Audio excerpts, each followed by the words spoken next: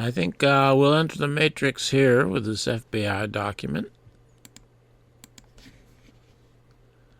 It's an FBI interview or a report of an FBI interview with Roy Truly, the Lee Harvey Oswald's boss at the Texas School Book Depository. And I'll start with the third paragraph here. Mr. Truly stated he had received several inquiries on the night of February 9th, 1964, concerning the Fort Worth Star-Telegram story, concerning an alleged assassination witness being held in protective custody, and that he considered the entire story to be without basis, and that he is most anxious to determine the source for such story, and that should he do so, he would immediately advise the FBI. So this is a newspaper article from February 9th, 1964 in the Fort Worth Star-Telegram. And this is the newspaper article. It's the only graphic I have of it. Not of very high quality, but I can read it. Negro to give details. Janitor nearby as shots fired by Thayer Waldo. Fort Worth Star-Telegram. A witness to the shooting of President Kennedy can be positively identify Lee Harvey Oswald as the assassin, the Star-Telegram has learned. The witness, a reliable source said, is a Negro janitor, then employed by the Texas School Book Depository in Dallas, who was on the 6th floor, November 22. He saw Oswald fire the shots that killed the president and wounded Governor Connally. Story related. The witness's story, as reported by the source, is this. He was looking out a window at the presidential motorcade when he heard a shot, very loud and close. Jumping back, he saw Oswald at the next window, kneeling with a rifle aimed at the street below. The man said he turned and ran to a spot near the door leading to the stairway, where some empty crates were piled, and crouched behind these. He was quoted as having told police officer later, "I was scared to death. I thought he was going to kill me too." He said the second shot was fired as he was running toward the crates, and the third after he was hidden behind them. Then he said Oswald dropped the rifle and ran out the door to the stairway. Jailed in Dallas. He almost stepped on me when he went past, the janitor told officers. The informant said the man, described as in his 30s, waited a few minutes, then fled the building and surrendered. Police slapped a vagrancy charge on him so he could be held, the source added. He was jailed in Dallas but has since been moved elsewhere. I do not know the new location. The Negro has a record of previous arrests on misdemeanor charges, mostly for gambling, the informant said. And I agree with Mr. Truly that I think this story is completely without basis. However, it is reminiscent of something else that happened. And that is the testimony of Arnold Roland to the Warren Commission. And his testimony was from March 10th, 1964, which is almost exactly 1 month after the Fort Worth Star-Telegram article appeared. Arlen Specter asks, At about what time was it that you observed someone hanging out of the window that you have marked as window A? Again, about 12:15, just before I noticed the other man. Now, Arnold Roland is a witness, most noted for having seen a man with a rifle on the 6th floor, he said. You have marked the double window there. Would you draw the arrow in red pencil indicating specifically which window it was? Will you describe with as much particularity as you can what that man looked like? And Arnold Roland says, It seemed to me an elderly Negro. That is about all. I didn't pay very much attention to him. So Arnold Roland, Arnold Roland had been interviewed by the FBI. He had been obtained as a witness by Roger Craig, and never before did he mention seeing an elderly Negro in the 6th floor window. The first time he mentions it is March 10th, 1964, in his Warren Commission testimony, 1 month after that article appeared. Now, there are differences. He says elderly Negro. The article says he was in his 30s, the Negro. So this is not evidence you could take to court and convict anybody with. And as I said, I think the story is not true. But it is evidence that you might be able to intimidate a witness with. That is, you might be able to scare a witness. If there was an elderly Negro who was a janitor at the Texas School Book Depository, those are two elements of the story, then you might be able to use this story to coerce that person into saying what you want him to say regarding some other matter. The Fort Worth Star-Telegram article said that the witness who saw Oswald shooting was a Negro janitor. And Mr. Troy Ruley, a superintendent of Texas School Book Depository, advised that Eddie Piper is the only Negro janitor employed by the Texas School Book Depository. And he was so employed on November 22nd, 1963. Mr. Truly stated that Piper is in his 50s and is still employed at the Texas School Book Depository. So the only person known in the evidence who could be a janitor and an elderly Negro is Eddie Piper. And so one could say that both of these stories, that is, the story from the newspaper and the story from Arnold Roland, one could say that both of them could possibly refer to Eddie Piper, and he's the most likely candidate. That is, if you thought these stories were true, Eddie Piper is really the only person you could think it is being referred to. That is, if they're both referring to the same person. That is, an elderly black man on the 6th floor of the Texas School Book Depository building in a window who was the janitor.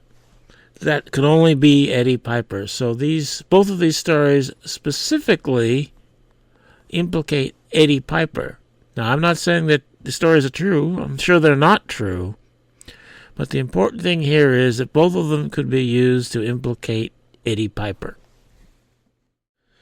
I think both of these stories are false, and that both of them originate with the same person.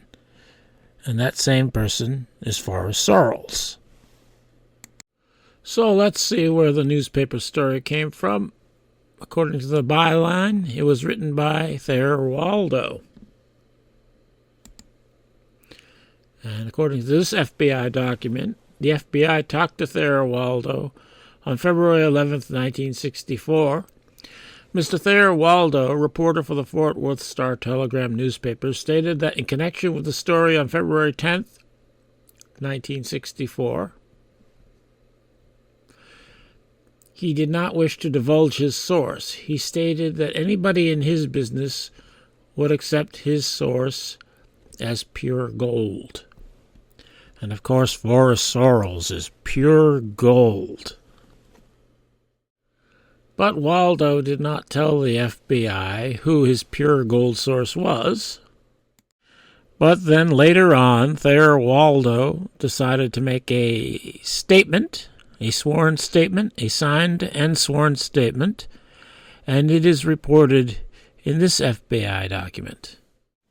Thayer Waldo, news reporter, Fort Worth Star-Telegram, dictated the following signed statement to Star-Telegram stenographer Betty Johnson in the conference room at the Fort Worth Star-Telegram in the presence of Special Agents B. Tom Carter and Joseph L. Schott. After dictating the statement, Waldo said he intended to read it over after it was typed, make any corrections which he deemed necessary in his own handwriting, maintain one copy for himself and another copy in the files of the Fort Worth Star-Telegram. Special Agents Schott and Carter returned to the Fort Worth Star-Telegram approximately 5 hours after the statement was dictated, and Waldo handed over the original. He said that he had signed his name on each individual page and that all corrections in ink on the statement were made in his own handwriting, and for that reason did not consider it necessary to initial each correction. So here it looks like Waldo is being very careful to make sure that he's not being misquoted by the FBI, as if he thinks there's some reason to be careful about that. Now, this is the FBI report. I don't have the actual, a photocopy of the actual document, but I have this photocopy, this scan of the FBI report about the original document. So we don't see corrections in his own handwriting here. And it could be that in this document the FBI misquoted him, but I don't think so. I think Waldo took excellent precautions to make sure that didn't happen. I, Thayer Waldo, make the following voluntary statement to B. Tom Carter and Joseph L. Schott, Special Agents of the Federal Bureau of Investigation. On the morning of February 9th, 1964, Attorney Mark Lane called me from San Francisco and asked if I would accompany Mrs. Marguerite Oswald and a Secret Service man on the drive from Fort Worth to Dallas Love Field. Lane said Mrs. Oswald was to take a plane to Washington, D.C. to appear before the Warren Commission and wanted someone she knew and could trust to make the ride with her. I went to Mrs. Oswald's house shortly after noon. Two men were standing by a car in the driveway, and one of them greeted me by name, saying, "I'm Mike Howard." The other one introduced himself as Pat Howard.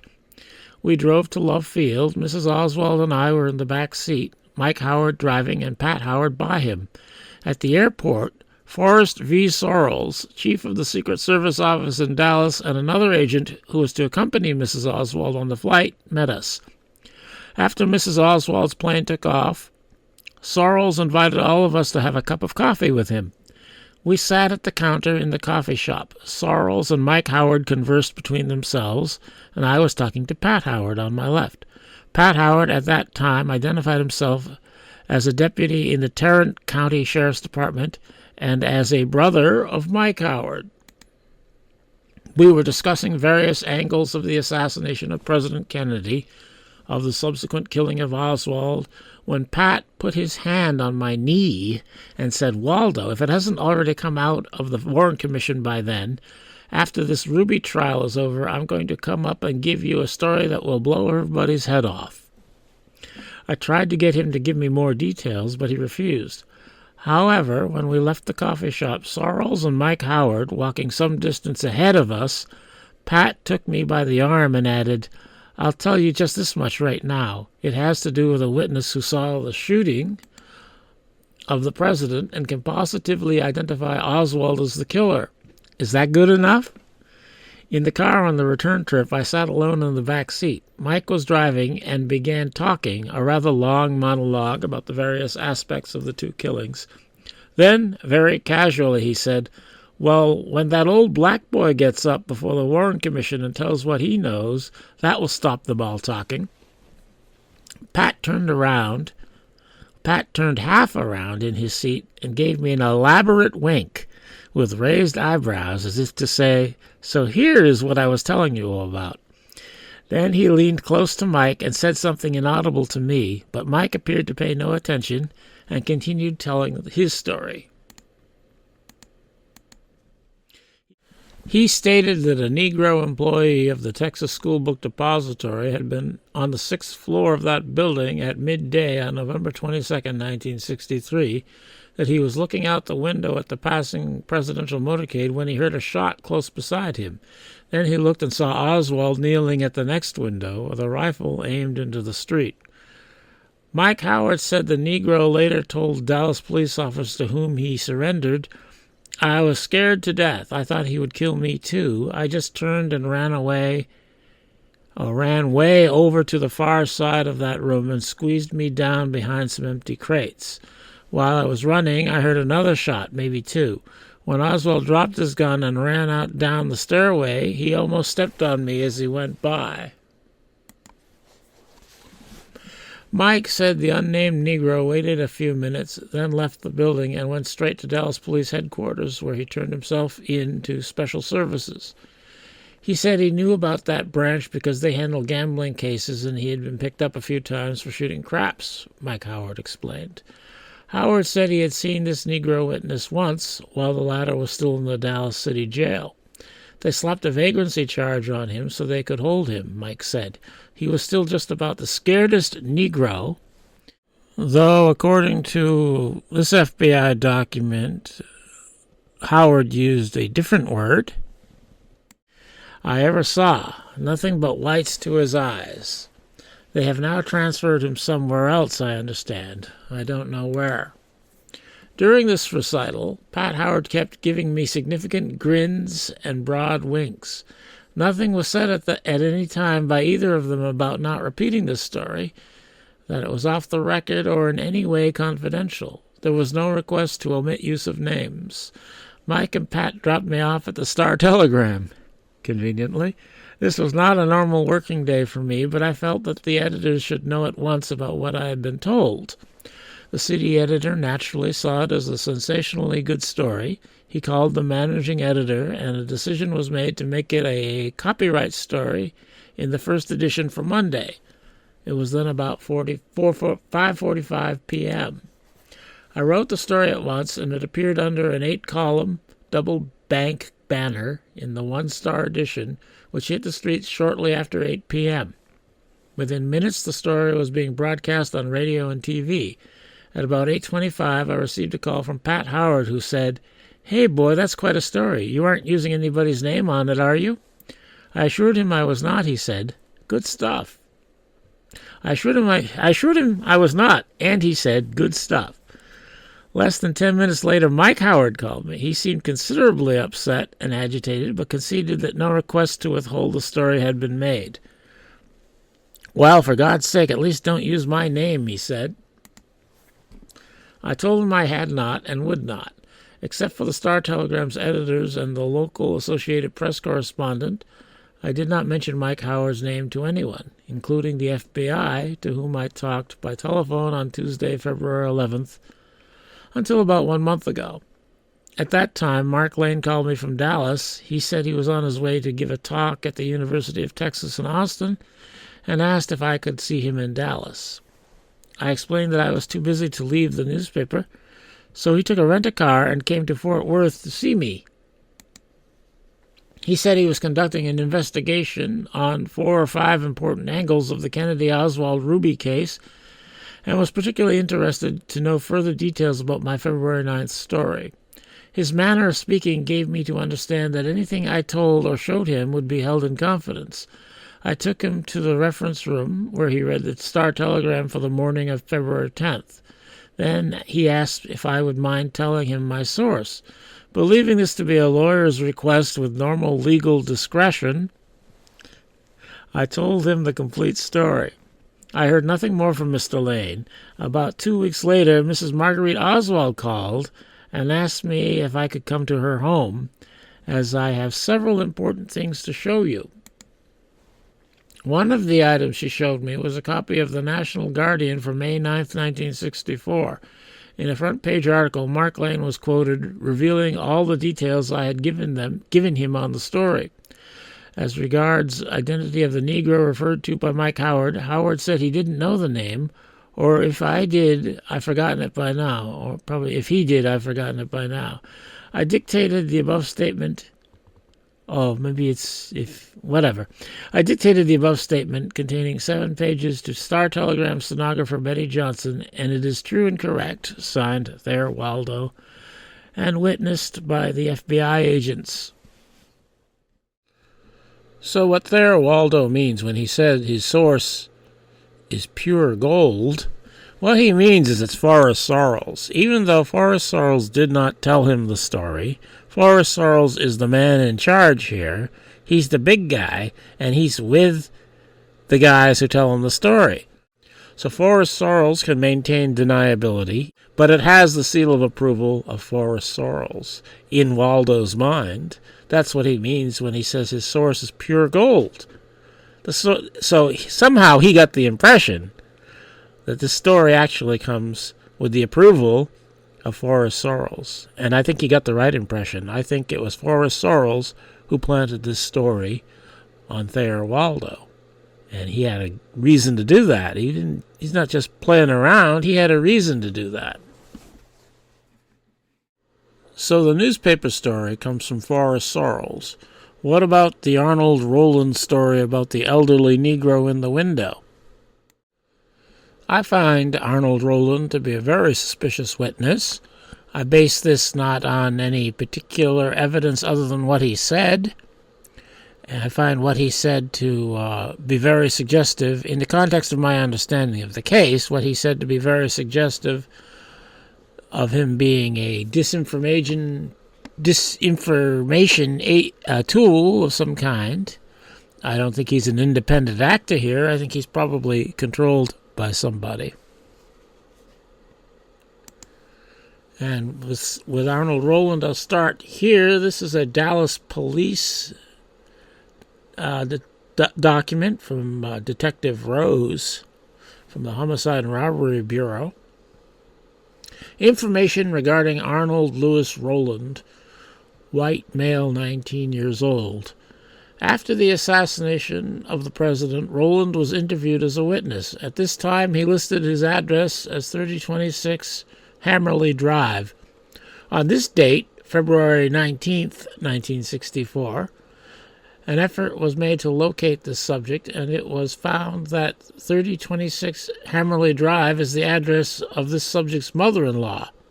She states that she has not seen the subject or her daughter since January 1964. A check with Adamson High School shows that the subject listed his address as 809 South Marsalis. This is a fictitious address. In further conversation with the subject's in-laws, they told us that the only contact they had with him was through letters, and they addressed their letters to this subject at Post Office Box 1967, Dallas, Texas. A check with Mr. Armstrong of the Postal Inspector's Office shows that the Box 1967 was rented on November 21st, 1963. That's the day before the assassination, by this subject, who gave his address as 41114 Lakehurst Court. A check was made of this address, and it was found that this subject lived at this address from September 11th, 1963 until November 14th, 1963. He moved and left no forwarding address. He moved from 4114 Lakehurst Court a week before he rented the post office box.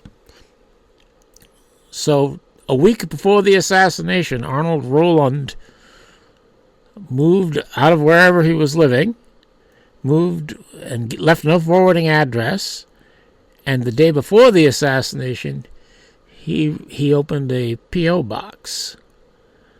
That doesn't necessarily mean anything, but I think it's suggestive that Arnold Roland thought that his life was going to change in some way shortly after November 21st. I'll go to this. It's from J. Lee Rankin, General Counsel of the Warren Commission, to J. Edgar Hoover. Dear Mr. Hoover, on Tuesday, March 10th, 1964, Mr. Arnold Lewis Roland appeared before the Commission and testified concerning an individual who, according to Rowland, was standing behind the southwest window of the 6th floor of the Texas Schoolbook Depository building.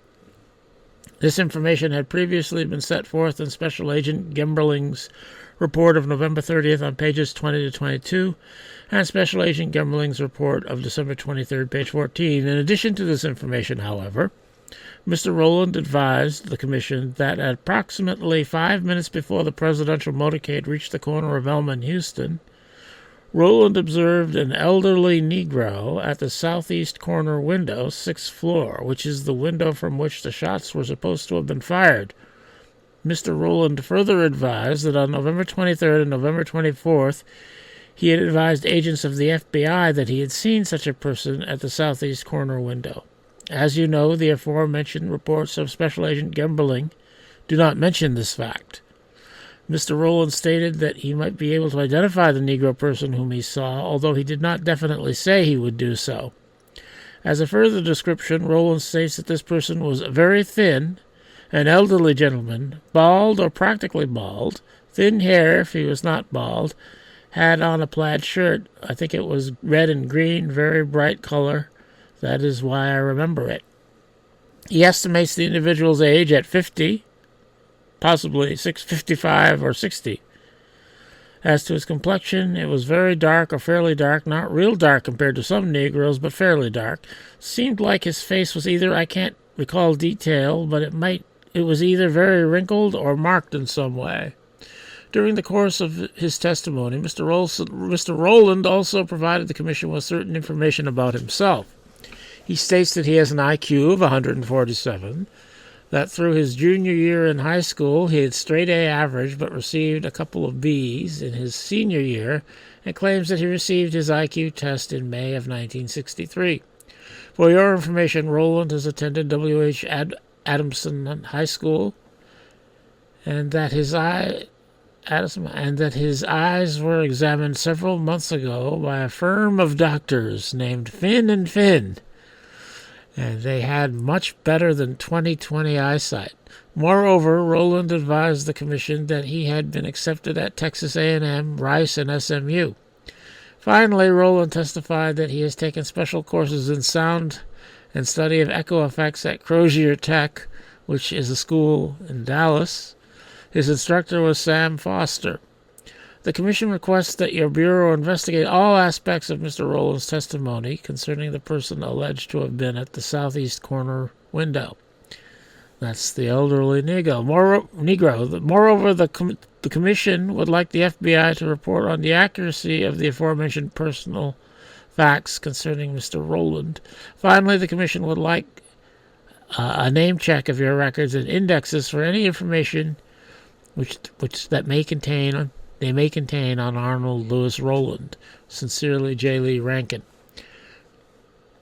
Now, I've never found any report of an investigation of Arnold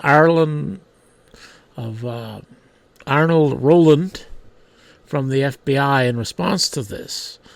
What we have is an investigation of Arnold Roland from Forrest Sorrels, as if it is a response to this. Forrest Sorrels of the Secret Service, and I'm not aware of any other witness or person or anything that Forrest Sorrels provided such a investigation report of. It's just Arnold Roland. It's very weird. It stands out like a sore thumb. So apparently, Rankin asks the FBI for an investigation, and Forrest Sorrels provides the investigation. I think this indicates that Forrest Sorrels has a special interest in this witness. And note this document. It's the KP, one of the KP documents. That's the key person documents. It comes from the files of the Warren Commission. So apparently the Warren Commission asked the FBI for information on Arnold Roland, and they got a response from the Secret Service and Forrest Sorrels. That's the way this looks. And you wouldn't expect something like that unless Forrest Sorrels already had a particular interest in Arnold Roland, and I think this is evidence that he did.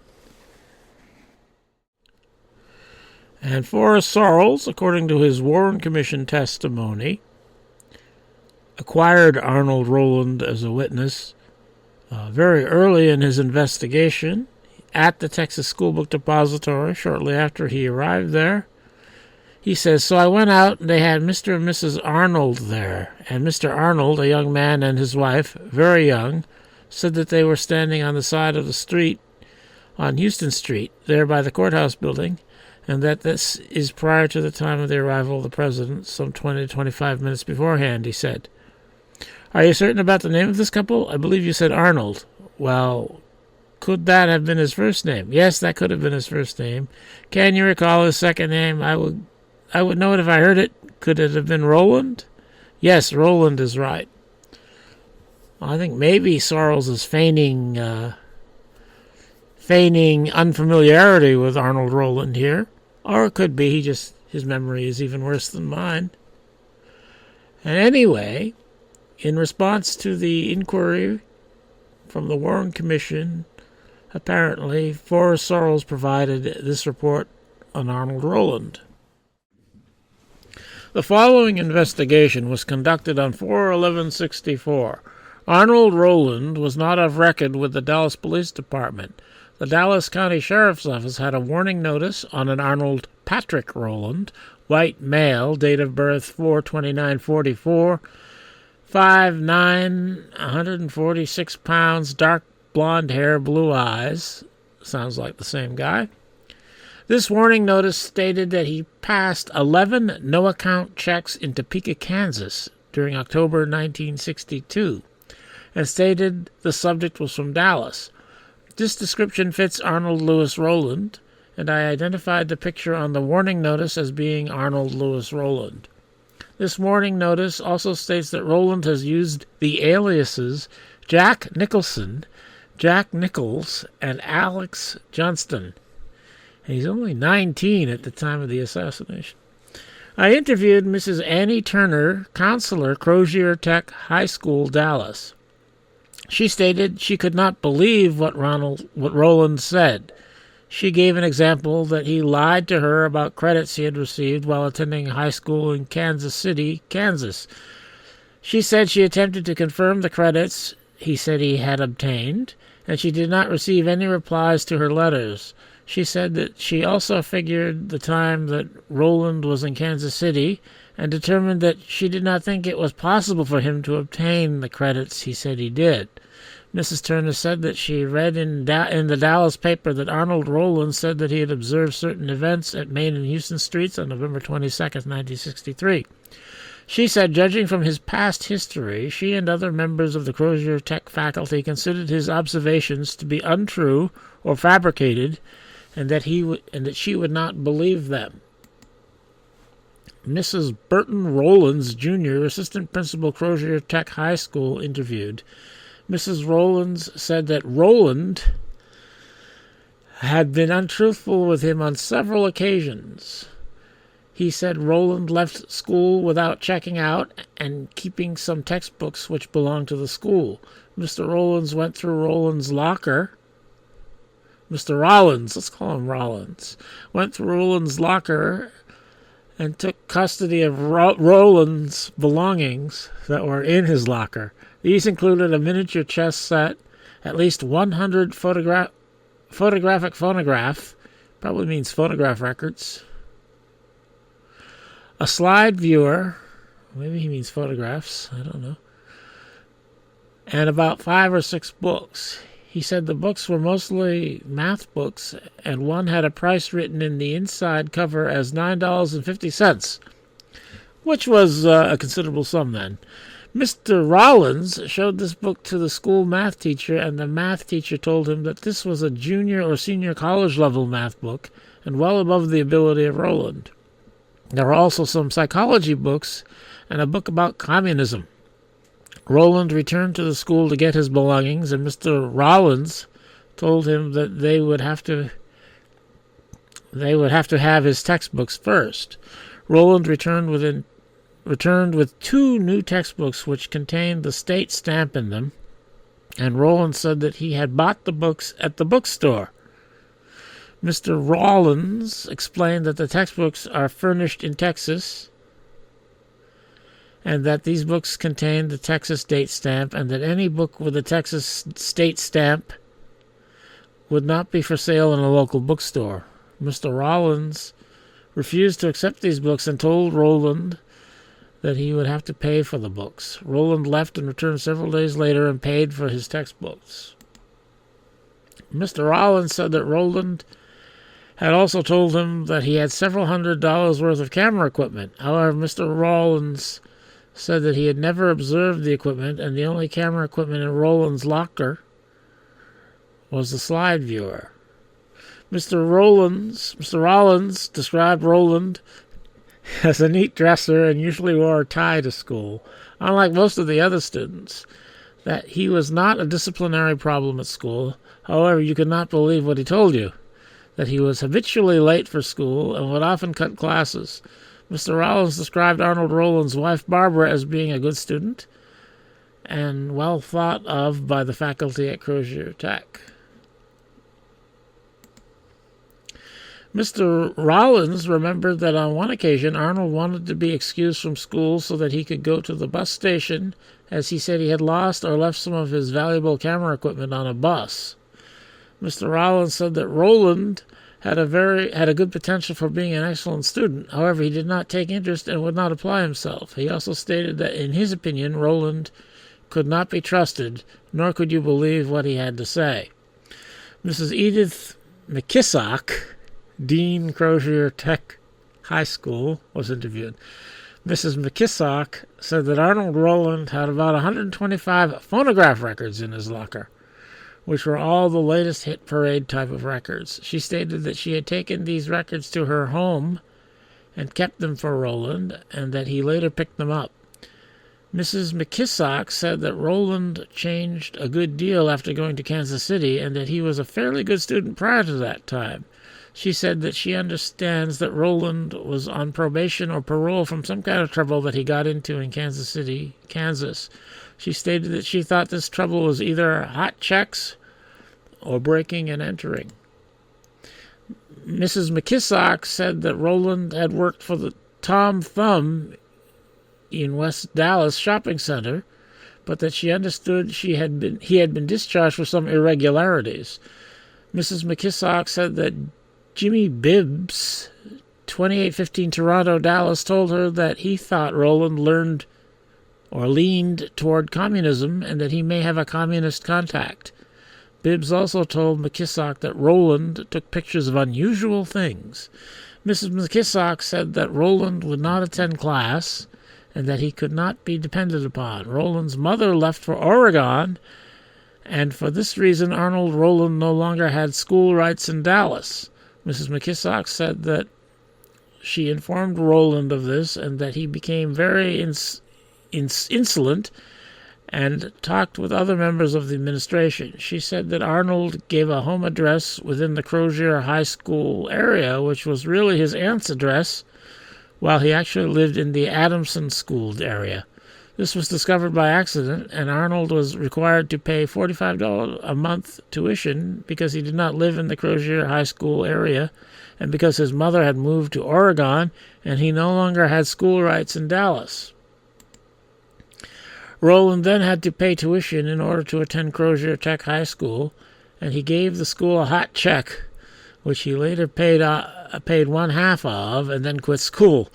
Mrs. McKissock said that in addition to the hot check he had passed at the school, she had information that he had also passed a hot check at a Tom Thumb supermarket, as well as several other unidentified places. Mrs. McKissock said that Roland had also told her that he had lost some cameras on a bus. She said that he had described these cameras to the school photography teacher, Jerry Murray, that Mr. Murray told Mrs. McKissock that if Roland had lost the equipment he described, it would be valued at about $650. Mrs. McKissock said that Roland had had a sad life during his earlier years because his mother had been married 7 or 8 times, and he spent his grade school life in and out of school and transferring schools. She said that he had an insecure life because of the several marriages of his mother and that they were constantly moving about. Mrs. McKissock described Roland as an opportunist, and she said she feels that the assassination of President Kennedy provided a situation that he was taking advantage of. She said this is what she would judge from his past record. She said that she would personally not put much faith in what Arnold said he observed at the assassination scene on November 22, 1963. The following information was obtained from 3 enrollment cards filled out by Arnold Roland at Crozier Tech High School, Dallas. Name, Arnold Louis Roland. Date of birth, 4/29/45, in Corpus Christi, Texas. Grade school, Dixie, Tyler, Texas. Other high schools attended: Adamson High School, Dallas, Texas. Enrollment card states that he moved to Dallas on January 16, 1960. Father, Patrick Arnold Roland, deceased. Mother, Bertie Mary Tidmore, maiden name Brown. Brothers and sisters, Linda Faye Tidmore, John Tidmore, Michael Tidmore, Loretta Tidmore, Charles Tidmore. Arnold did not have all 5 brothers and sisters listed on each of the 3 cards. Linda was the only one that appeared on all 3. Michael and Loretta also appeared on 2, and there seems to be some confusion with the John and Charles, as he shows their dates of birth the same month and year, but 4 days apart. Mrs. McKissock said that it was her understanding that Arnold was the oldest child and the only child by his father. Mrs. McKissock said that on several occasions, a Reverend Clifford Barnes called to talk with her about Rowland.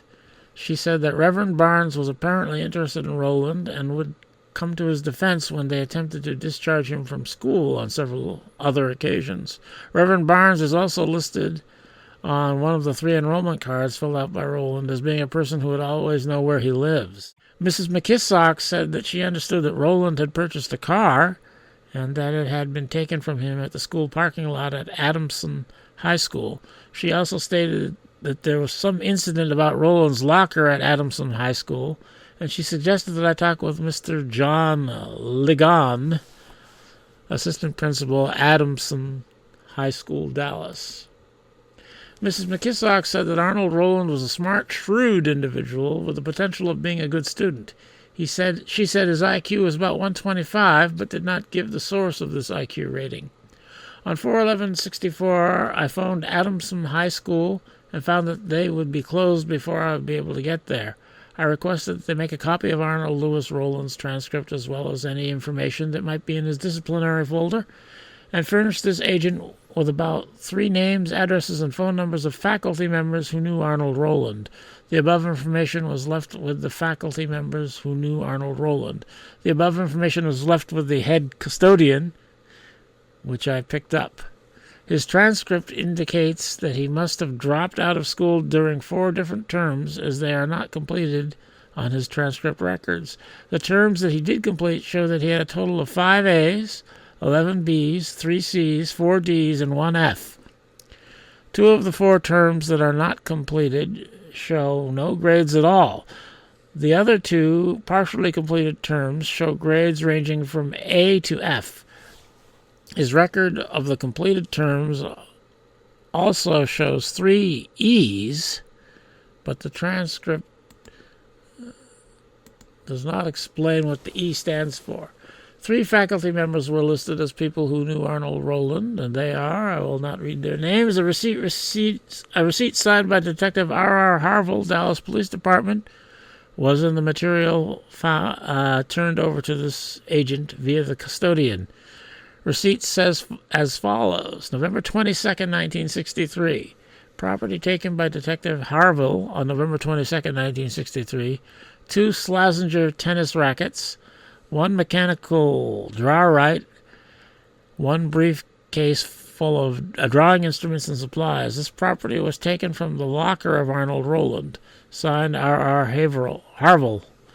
Mr. Burton Rollins, Jr., assistant principal, was asked that if, in his opinion, did he think the material he took from Roland's locker was stolen. He said that in his opinion, he thought it was.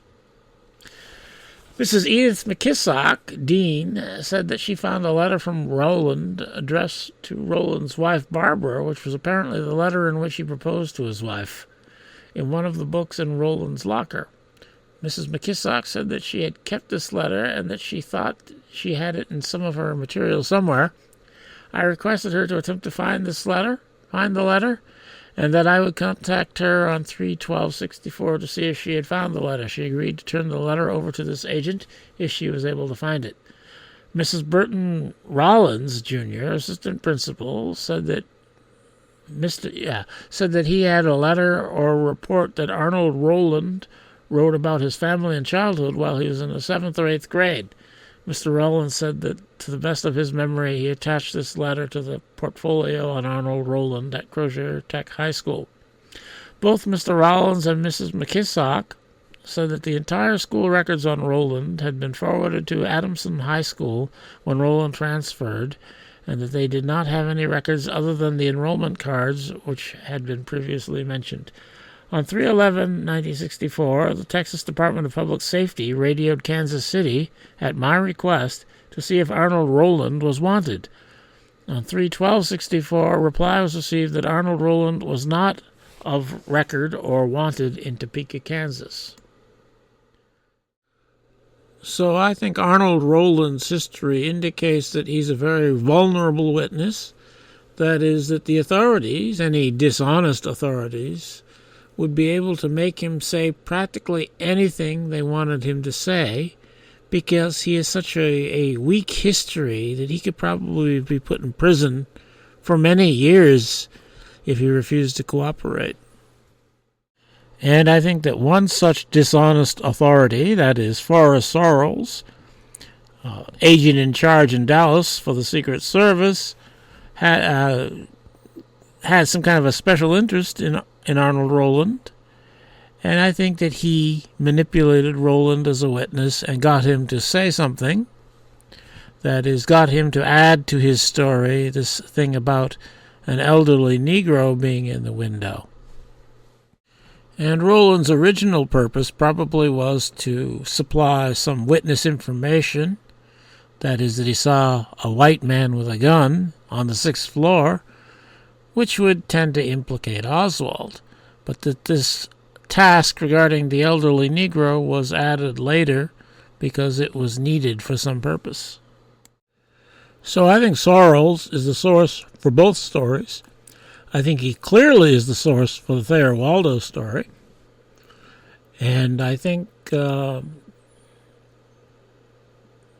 he is the implied source for the Arnold Roland story because of his special interest in Arnold Roland.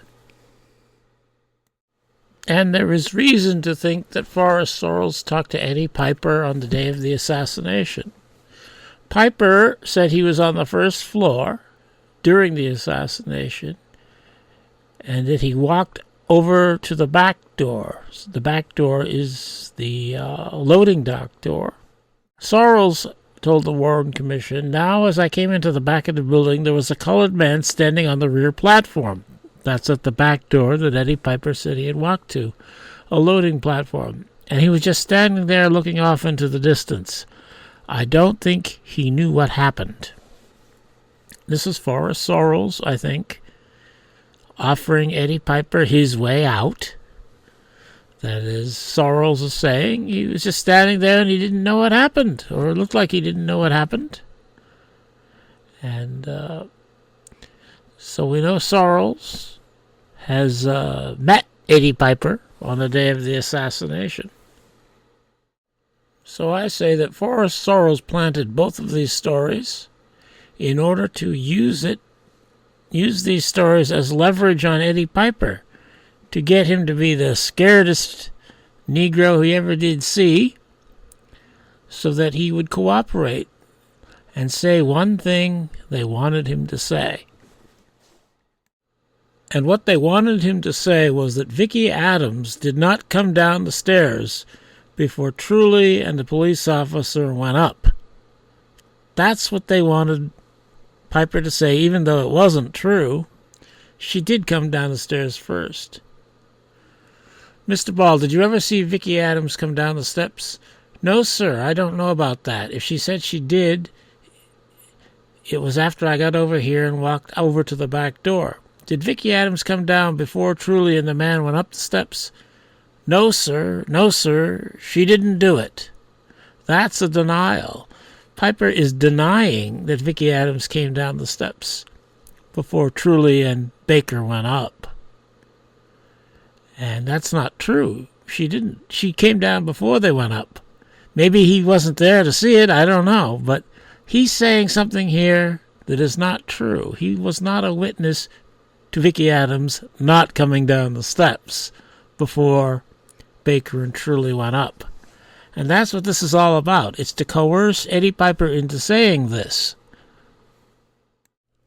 And we have a direct contradiction to Eddie Piper saying that Vicki Adams did not come down the steps before Roy Truly and the police officer went up the steps. And that direct contradiction comes from what we call the Martha Stroud document, because it was written by Martha Stroud.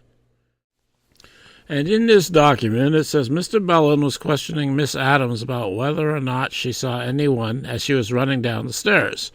Miss Garner, Miss Adams' supervisor, stated this morning that after Miss Adams went downstairs, she, Miss Garner, saw Mr. Truly and the policeman come up. So if this is true, what it means is that Eddie Piper was wrong. That is, it means that if Adams went down before Miss Garner saw Truly and Baker come up, then that must mean that Adams came down the stairs before Baker and Truly went up. And Eddie Piper says she didn't. And Eddie Piper wouldn't really be in a position to know for sure whether or not she had or not. All he could say really was, I didn't see her come down first. But he says unequivocally she did not come down first. And so, of course, the Warren Commission never wanted to talk to Martha Jo Stroud, even though they were given this information. But this is a direct contradiction of what Eddie Piper was coerced into saying. And this is the point of the matter. They needed Vicki Adams to not have come down the stairs before Baker and Truly went up. Now, there's a clown by the name of Barry Ernest who has written a book on this matter called The Girl on the Stairs. He's full of shit. I think he's a disinformation agent. And if you want to confuse yourself and entertain yourself, because that's what most people really want, isn't it? They want entertainment out of this matter. Then buy this book if you want to be confused. But he's full of shit. This book is wrong. And if you want to know what happened, don't waste your time or poison your mind with his lies. And the reason this all matters is because Vicki Adams saw Bill Shelley and Billy Lovelady on the first floor when she came down the stairs. It all has to do with the timing of Shelley and Lovelady. And this is from Vicki Adams' Warren Commission testimony. Mr. Bellin, as you ran down the stairs, did you see anyone on the stairs? No, sir. All right, you got down to the second floor. Did you see anyone by the second floor? No, sir. Did you immediately turn and run and keep on running down the stairs towards the first floor? Yes. When you got to the bottom of the first floor, did you see anyone there as you entered the first floor from the stairway? Yes, sir. Who did you see? Mr. Bill Shelley and Billy Lovelady. Now, I have to bring up Barry Ernest again. I hate to do that, but he goes out of his way to discredit this testimony. His argument is that Vicki Adams claimed that her testimony had been altered on this matter, that she did not see Bill Shelley and Billy Lovelady. That's what he claims. He claims to have talked to her. We don't know whether he did or not, but that's what he claims. And it's not central to his theory, so I don't know why he bothers unless he's a disinformation agent. But this fellow here came across a recording of a 1966 radio show on which Vicki Adams did say that she saw Shelley and Lovelady on the first floor. So we have her signed and corrected Warren Commission testimony, and we have a recording of her saying publicly in 1966 that she saw Shelley and Lovelady on the first floor when she came down the stairs. Which brings up another point, Mark. Lovelady was asked at the time that he testified before the Warren Commission in Washington if he saw me on the first floor. He and Shelley, I did see them by the elevators.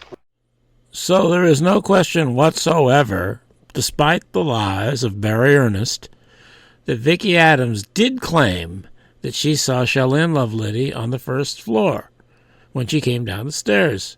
We have her signed and corrected Warren Commission testimony, and we have her saying so on the air in 1966. So Barry Ernest is full of shit. I did see them.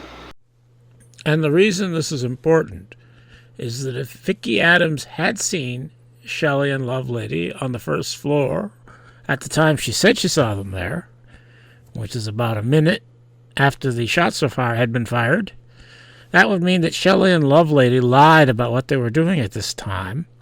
And it would also mean that they were standing by the elevators 1 minute or so after the president had been shot. Implication being they could have got there coming down the elevators from the 6th floor. And the official story, of course, says Oswald was shooting from the 6th floor. And so this would present a possible challenge to the official story. And it would be especially important if Shelley and Lovelady really had been on the 6th floor, as I think they had been. So what I'm saying is that the Warren Commission and Forrest Sorrels are covering up the fact that it was Shelley and Lovelady on the 6th floor and not Oswald. I think I'll end this video here. There's a lot more to say about Shelley and Lovelady, especially Lovelady, but that would be beyond the scope of my intention for this video, which is meant to deal with Forrest Sorrels manipulating the witness Eddie Piper and how he did that. He did that by planting a story with Thayer Waldo about an elderly Negro janitor having been on the 6th floor with Oswald, and by planting the elderly, or I guess in the newspaper story, it's confusing just explaining it. In the newspaper story, it wasn't an elderly Negro, but it was the janitor. And the Arnold Roland story, which was also instigated by Forrest Sorrels, becomes an elderly Negro, and you put this together, it implicates Piper. It's not that they were trying to blame Piper for anything. What they were trying to do was scare him coerce him into lying about Vicki Adams coming down the stairway before Baker and Truly went up, because they were concerned about Billy Lovelady being revealed to be the 6th floor person. Now, I'm not saying Billy Lovelady shot anybody. I don't think he even fired a gun. But I think he was in the 6th floor window as a visual decoy. But getting into that would make a 3-hour video probably, so I think I'll stop it here.